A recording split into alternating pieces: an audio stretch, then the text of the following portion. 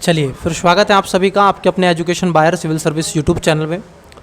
Students, हमने class fundamental rights की आपसे चर्चा कर ली है, जिसमें हमने 28 तक आपसे चर्चा करी थी। आज का हम देखेंगे 29-30 वाले सेक्शन को और 31-32 में क्या है। फिर आपके फंडामेंटल राइट्स की जो क्लास है वो पूर्ण रूप से कंट्रोल हो जाएगी, पूर्ण रूप से कवर हो जाएगी। फिर आप किसी भी एग्ज़ाम में अगर आपसे फंडामेंटल राइट्स से कोई क्वेश्चन पूछा जाएगा तो आप उसको चुटकियों में कवर कर देंगे, चुटकियों में। देखिए सर, 29-30 में कहा गया है सांस्कृतिक एवं शिक्षा संबंधी अधिकार। मतलब कि ये हुआ कि संविधान के अनुच्छेद 29 कहता है कि अल्पसंख्यक वर्गों के हितों का संरक्षण। अल्पसंख्यक कौन है संघ, इसका कोई स्पष्ट विभाजन नहीं किया गया है। याद रखना, कोई स्पष्ट संविधान के अंदर डेफिनेशन नहीं है। उसको लेकर के एक कानून भी बनाया गया है, अल्पसंख्यक अधिनियम 1992। ठीक है, उसमें आप देखोगे कई धर्म शामिल किए गए हैं। हिंदू धर्म को छोड़कर लगभग सभी धर्म हैं। बौद्ध, जैन, सिख, मुस्लिम, क्रिश्चियन, पारसी, ये सब हैं। लेकिन सर आप देखोगे हिंदू धर्म उसमें शामिल नहीं है। ठीक है, आइए, इसको कहा गया है कि भारत के राज्य क्षेत्र या फिर उसके, देखो इसमें क्या है ना, जो सांस्कृतिक शिक्षा संबंधी अधिकार है, जो अल्पसंख्यक वर्ग हैं, भारत के नागरिकों के अनुभाग, जिसमें आप देखोगे विशेष भाषा, लिपि और संस्कृति को बनाए रखने का अधिकार होगा। कोई ट्राइब्स है उसको भी अधिकार होगा। हर एक व्यक्ति को अपनी भाषा, जीवन शैली को जीवित रखने का अधिकार है। राज्य द्वारा पोषित या फिर अन्य राज्य विधि से सहायता पाने वाले किसी भी शिक्षण संस्थान में प्रवेश करने की शक्ति को केवल धर्म, मूलवंश, जाति, भाषा, इनमें से किसी के भी आधार पर वंचित नहीं किया जाएगा। इसका अधिकार भी इसको रखा गया है। अल्पसंख्यक वर्ग की बात कर लें तो यहाँ पर शब्द है सापेक्ष में बताया गया है कि भाषीय और धार्मिक समूहों को निर्देशित किया गया। हालांकि संविधान में कोई वर्णित नहीं है, लेकिन भाषा और धार्मिक के आधार पर अल्पसंख्यक है। जिनकी संख्या राज्य कुल जनसंख्या के आधे से कम होगी तो उसकी स्थिति में होगी। 30 में है सर शिक्षण संस्थाओं की स्थापना करना। शिक्षण संस्थाएं 3 प्रकार से होंगी। एक शिक्षण संस्थाएं होंगी जो कि स्वतंत्र रूप से किसी धर्म से रिलेटेड होंगी, उसका जो वित्त है वही काम कर रहा है, मान्यता वही है। कुछ ऐसी संस्थाएं होंगी जो मान्यता राज्य के द्वारा होगी लेकिन वित्त धर्म कर रहा होगा। कुछ ऐसी संस्थाएं होंगी जो आप देखोगे वित्त भी राज्य ही दे रहा है और मान्यता भी राज्य दे रहा है। तो इसमें आप धर्म की शिक्षा किसी को लेने के लिए बाध्य नहीं कर सकते हैं, विवश नहीं कर सकते हैं। ठीक है, आइए देख लेते हैं एक एक करके क्या है। देखिए सर, 30 कहता है कि सर धर्म शिक्षण संस्थानों की स्थापना और प्रशासन अल्पसंख्यकों वर्गों के अधिकार है। मतलब धर्म या भाषा के आधार पर सभी अल्पसंख्यक वर्गों को अपनी रुचि की शिक्षण संस्थानों की स्थापना और प्रशासन का अधिकार होगा। अगर उनको लगता है कि XYZ किया जाना चाहिए तो XYZ वो करेंगे। राज्य द्वारा अल्पसंख्यक वर्ग को शिक्षण संस्था की किसी संपत्ति को अनिवार्य अर्जन के लिए निर्धारित क्षतिपूर्ति रकम से उसके लिए प्रत्यभूत अधिकार निराधिकृत नहीं होंगे। राज्य अल्पसंख्यकों द्वारा प्रबंधित शिक्षण संस्थानों में सहायता देने का विभेद नहीं कर सकेगा। इन सब के अलावा आता है सर आपका संवैधानिक उपचारों का अधिकार। ये क्या है सर? ये एक अधिकार है जो संवैधानिक उपचारों की बात करता है। मतलब ये हुआ कि अगर आपके फंडामेंटल राइट्स का क्या हो रहा है, उल्लंघन हो रहा है, तो संविधान के आर्टिकल 32 के तहत आप सुप्रीम कोर्ट जा सकते हैं। डॉक्टर अंबेडकर ने इसको संविधान की आत्मा कहा है। क्या कहा गया है? आत्मा है सर ये। ठीक है, उसके साथ साथ आप देखोगे 226 के तहत आप हाई कोर्ट जा सकते हैं अगर आपके फंडामेंटल राइट्स हनन होते हैं। और मुझे लगता है कि आपको हाई कोर्ट जाने से ही बेटर होगा। ठीक है, सुप्रीम कोर्ट तो केवल इस पे ही करती है, लेकिन आप यहाँ पर जाएं तो चीज़ें होती हैं। चलिए सर, हालांकि बहुत कम जाते हैं क्योंकि सामूहिक अगर उसमें होगा, पूरे समाज को इंडिकेटर करके किया जाता है कि सब पूरे समाज का है, तो वहाँ पर सुप्रीम कोर्ट एक्टिव होता है। हालांकि व्यक्तिगत चीज़ें हैं तो ये भी चीज़ें रखी गई हैं। चलिए, विषय उठता है कि संविधान के मूलभूत परिवर्तन की बात कर लें। अधिकारों के परिवर्तन में रिट निकालने की शक्ति सर्वोच्च न्यायालय को है और अनुच्छेद 226 के तहत आप देखोगे हाई कोर्ट को है। 32 में मूलभूत अधिकारों के परिवर्तन आप देखोगे प्रत्यभूत गारंटी का उपचार प्रदान करता है और उसके अधिकार को विमूल अधिकार, क्योंकि वह 3 सम्मिलित हैं। जैसे आप देखोगे 3 भागों में सम्मिलित है, क्योंकि सर्वोच्च न्यायालय को मूल अधिकारों के संरक्षण के रूप में जाना जाता है और इसीलिए उसको बनाया गया है कि वो उसका संरक्षण कर सकती है। सर्वोच्च न्यायालय मूल अधिकारों के उल्लंघन के विरुद्ध संरक्षण प्राप्त करने के लिए दिए गए आवेदनों और तकनीकी आधार पर ग्रहण करने से मना नहीं कर सकता। इसके अलावा सर्वोच्च न्यायालय ने व्यवस्था दी है कि संविधान के अनुच्छेद 32 के द्वारा न्यायिक प्रोवलोकन की शक्ति संविधान के मूलभूत ढांचे का हिस्सा है, याद रखना। और इसको आप देखोगे संसद भी कम नहीं कर सकती है। जुडिशरी रिव्यू तो करेगी कौन? संसद, सॉरी संसद नहीं, सुप्रीम कोर्ट, उसको यह अधिकार है। सर्वोच्च न्यायालय आप देखोगे संविधान के अनुच्छेद 32 तथा हाईकोर्ट उच्च न्यायालय 226 के तहत रिट जारी कर सकते हैं। रिट में बंदी प्रत्यक्षीकरण होता है, मैं विस्तार से बताऊंगा। परमादेश, प्रतिषेध, अधिकार प्रक्षा और उत्प्रेक्षण। आपको बता दें कि संविधान के अनुच्छेद 32(3) में कहा गया है कि संसद को यह अधिकार दिया गया कि वह किसी अन्य न्यायालय को भी इन रिटों को जारी करने का अधिकार दे सकती है। हालांकि संसद ने अभी तक ऐसा नहीं किया है। ठीक है, आइए देख लेते हैं। रिट अधिकारिता क्षेत्र की बात कर लेते हैं। तो रिट अधिकारिता हाई कोर्ट का ज़्यादा है सर, उच्चतम न्यायालय केवल मूल अधिकारों के क्रियान्वयन के लिए किसी व्यक्ति या सरकार के विरुद्ध रिट जारी कर सकती है। रिट न्याय क्षेत्र को नकार नहीं सकती है। ठीक है, ये ध्यान में रखना है। उच्च न्यायालय मूल अधिकार के अलावा भी आप देखोगे सामान्य कानून के लिए भी रिट जारी कर सकती है, सिर्फ अपने राज्य के व्यक्तियों और उसके क्षेत्र के भीतर, और रिट न्यायालय क्षेत्र को नकार नहीं सकती है। सुप्रीम कोर्ट संपूर्ण भारत पर, हाई कोर्ट केवल उसी स्टेट तक सीमित रहती है।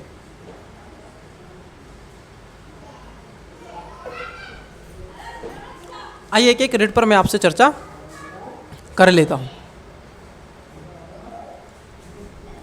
इंग्लिश में याद करना सर, पिछली बार पीसीएस ने पूछा 2019 में, तो इंग्लिश में पूछा था। हैबिस कॉर्पस क्या है, जरा इसको देखिएगा। बंदी प्रत्यक्षीकरण। हैबिस कॉर्पस एक लैटिन शब्द है जिसका अर्थ होता है शरीर प्राप्त करना। मतलब सुप्रीम कोर्ट या फिर कोई भी न्यायालय, हाई कोर्ट या सुप्रीम कोर्ट, ये आपसे कहता है कि आपको आदेश देता है कि लाओ शरीर प्राप्त करो, उसका शरीर कहाँ है, लेकर के आओ मेरे सामने बॉडी। ठीक है, यह रिट एक आदेश के रूप में है और जिसे उस व्यक्ति को जिसके किसी अन्य व्यक्ति के अनुरोध किया गया है, यह आदेश दिया जाता है कि वह न्यायालय के समक्ष उपस्थित करे और जिससे न्यायालय यह जान सके कि उसे क्यों निरुद्ध किया गया, और यदि बंदी रखने का विधिक औचित्य नहीं है तो उसे मुक्त कर सके। यह रिट सार्वजनिक प्राधिकरण हो, पहली बात।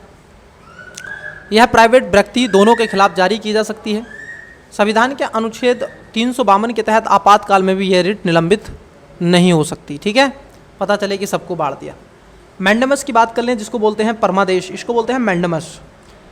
ये कहते हैं कि हम आदेश देते हैं। सुप्रीम कोर्ट आदेश दे रहा है कि इसको उपचार न्यायालय को। ठीक है, वो कह रहा है कि विवेक अधीन के अधीन आता है, मतलब जिस लोक प्राधिकारी को यह संबोधित होता है कि वह अपेक्षाकृत है कि वह उस सार्वजनिक कर्तव्य को करे जिसे करने से उसने इनकार किया हो, जो किसी अन्य पर्याप्त विधिक उपचार के बिना नहीं कराया जा सकता।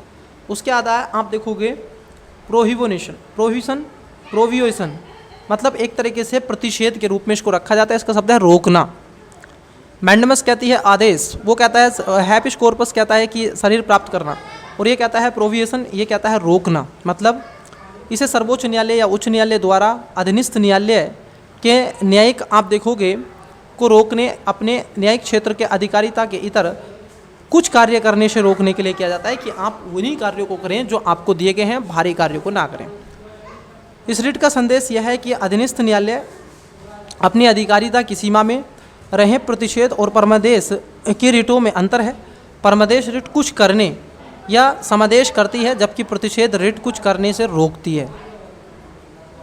उसके बाद आता है आप देखोगे जिसको बोलते हैं कैरियसी, मतलब उत्प्रेक्षण की बात यहाँ पर की गई है। इसका अर्थ होता है प्रमाणित होना या फिर सूचना देना। यह एक वरिष्ठ न्यायालय द्वारा अधीनस्थ न्यायालय या फिर न्यायिक निकायों को जब जारी किया जाता है जब इस बात का संशय होता है कि न्यायालय ने अपनी अधिकारिता से बाहर जाकर के निर्णय दिया है, यह निर्णय अप्राकृतिक न्याय के सिद्धांत का पालन नहीं करता है, उसके विरुद्ध है। परमादेश न्यायिक अधिकारों और प्रशासनिक प्राधिकारियों दोनों के विरुद्ध उपलब्ध है, जबकि प्रतिषेध उत्प्रेक्षण केवल न्यायिक अधिकारियों के प्रति। ठीक है, एक आता है क्यू वारंटो, मतलब आप देखोगे अधिकार प्रक्षा। आप किस अधिकार के तहत यहाँ पर आए हैं थोड़ा सा बताइए। इसका अर्थ होता है कि किसी प्राधिकृत या फिर वारंट के द्वारा किसी न्यायालय द्वारा किसी व्यक्ति के सार्वजनिक कार्यालय को अपने पद के दावे की जांच के लिए जारी किया जा सकता है। अंततः किसी व्यक्ति द्वारा लोक कार्यालय अवैध अधिकार को रोकना है। यह मातृत्व कार्यालय या फिर निजी कार्यालय के लिए जारी नहीं किया जा सकता। अनुच्छेद 32(3) कहता है कि संसद सर्वोच्च न्यायालय में दी गई शक्तियों को बिना प्रतिकूल प्रभाव डाले यदि चाहे तो अनुच्छेद 32(2) के तहत दी गई शक्तियों में किन्हीं या सभी का विस्तार किसी अन्य न्यायालय के लिए कर सकती है। ये किसको है? संसद को यह अधिकार दिया गया है।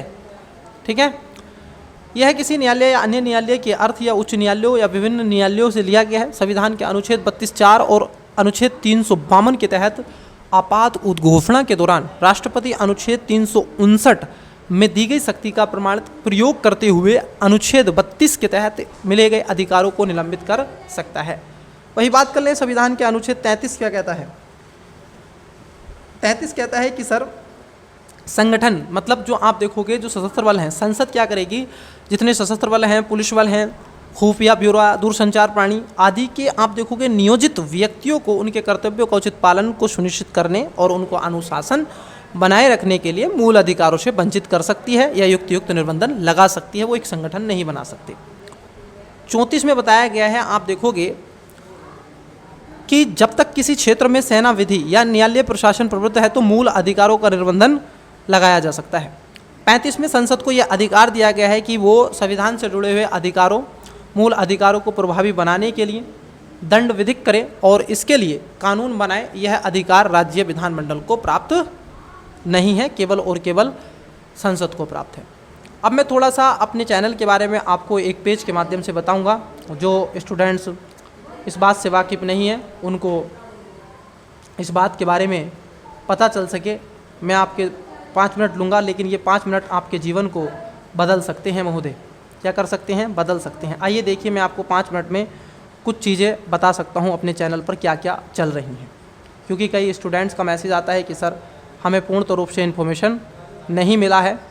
ठीक है, मैंने सागर सर से कहा था कि आप बच्चों को इन्फॉर्म दीजिए क्या क्या हमारे अपने यूट्यूब चैनल पर चीज़ें चल रही हैं, क्या क्या नहीं चल रही हैं, वो सारी चीज़ें आपको पता चल सकें। आइए मैं पहले आपसे उसके बारे में बता देता हूँ।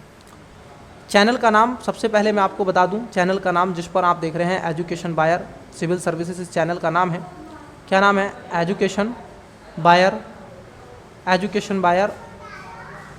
Education O God, 1 second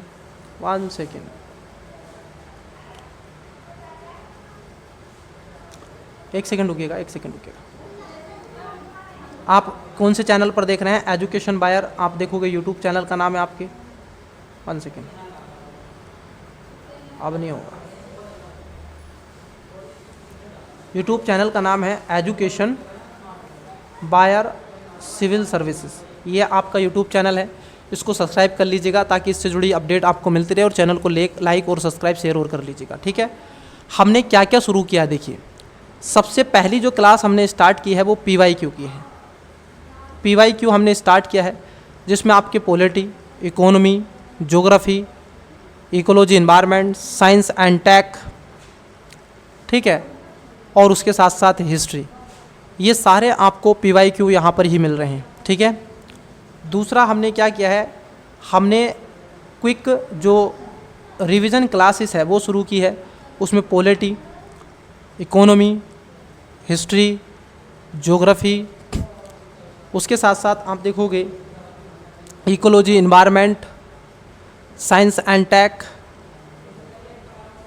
in सब के अलावा हिंदी, और उसके अलावा तीसरा प्रोग्राम हमने यहाँ पर आपके लिए चला के रखा है, जो प्रोग्राम है पिछले 5 वर्षों के आपके जो क्या हैं PYQ हैं UP PCS के। ठीक है, जो प्रीवियस ईयर्स क्वेश्चन पेपर हैं वो हमने आपसे चर्चा चल रही है। हमने 2018 और 2019 के पेपर आपसे चर्चा कर लिए हैं।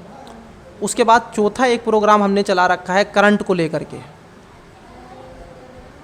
करंट में घटनासार क्या है, घटनासार अर्धवार्षिक वाली जो है, और इस सीरीज़ का अपना एक मुकाम है कि सर 40+ क्वेश्चन आपको कहाँ से मिलेंगे, इसी से हम दिलवाएंगे। कैसे आएंगे हम बताएंगे। ठीक है, और वो आपको करना है, जो हम बता रहे हैं वो करें, उसके साथ साथ जो होमवर्क मिल रहा है वो करें। और घटनासार आपको ये मिलेंगी, क्लासेस इसकी मिल रही हैं, तो आप इसको ज्वाइन करें। इसके अलावा एक 5वां और सीरीज़ है आपकी, वो है सर आप देखोगे 5वीं सीरीज़ है, आप देखोगे मैपिंग की क्लास। किसकी है? 5वीं क्लास है, यहाँ पर देख लीजिए, मैं यहाँ लिख देता हूँ मैपिंग की क्लास। ठीक है, मैपिंग की क्लास, मुझे लगता है कि ये सारी चीज़ें जितनी हम करवा रहे हैं, आप 1.5 से 2 लाख रुपए जब खर्च करेंगे तब आपको चीज़ें करवाई जाती हैं। मैं वही चीज़ें करवा रहा हूँ जो मैंने पैसे दे करके की हैं या सीखी हैं, वही चीज़ें मैं आपके साथ शेयर कर रहा हूँ। इसलिए स्टूडेंट्स, मेरा आपसे रिक्वेस्ट है कि आप इस चैनल को लाइक करें, शेयर करें, सब्सक्राइब करें और अधिक से अधिक आप इस परिवार को जितना बड़ा करेंगे, क्योंकि आपका सब्सक्रिप्शन ही हमारा मोटिवेशन है और हमें ये मोटिवेट करता रहता है। ठीक है, अगर आपका मोटिवेशन नहीं हमें मिलेगा तो हम क्यों फिर कंटेंट लाएंगे, किसके लिए लेकर के आएंगे। ठीक है, तो इसलिए मेरा आपसे निवेदन है कि आप जितना हो सके चीज़ों को ज्वाइन करें, अपने फ्रेंड्स को जोड़ें। ठीक है, और